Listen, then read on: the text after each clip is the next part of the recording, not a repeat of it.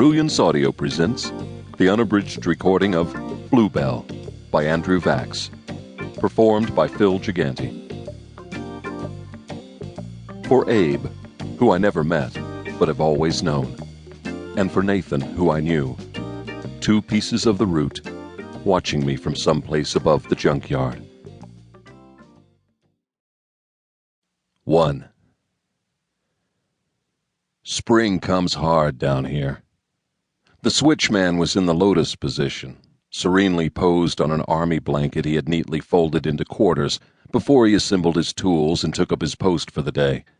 A black man with glowing bronze skin, hair falling straight and glossy down either side of his head like a helmet, framing a face that was mostly skull. He held a thick pad of graph paper open on his lap, carefully filling a page with finely shaded symbols, a covert calligraphy all his own. He didn't bother to hide his work from passing citizens. His half-smile said it all. The simple slugs thought him insane. They could never understand the difference between the messenger and the message. A pale blue quilt covered his shoulders. He placed 3 identical blue china bowls on the blanket around him. To his right, the bowls sported a generous supply of fine-point felt-tip pens in different colors. The bowl on his left held a heavy Zippo cigarette lighter and some loose cigarettes, various brands. Directly in front was a bowl with some coins, encouraging the passing citizens to make a contribution to his mystical cause. He had long tapering fingers, clean and smooth, the nails manicured and covered with clear polish. I got a good look at his hands yesterday when I stopped to look over his shoulder and watch him work. He filled a quarter of the page with symbols, never using the same one twice, working in 5 separate colors, not acknowledging my presence. I helped myself to one of his cigarettes, lit it with his lighter. He never moved. I tossed some coins into his china bowl and moved on, smoking his cigarette. It tasted like it was about my age. I didn't need the polished nails to tell me he was the switchman. The neighborhood is full of halfway houses for discharged mental patients. They disgorge their cargo into the streets each morning. But this guy wasn't part of that herd. He wasn't talking to himself, and he hadn't tried to tell me his story. And he didn't look afraid. The little piece of winter chill still hanging around in April didn't seem to bother him.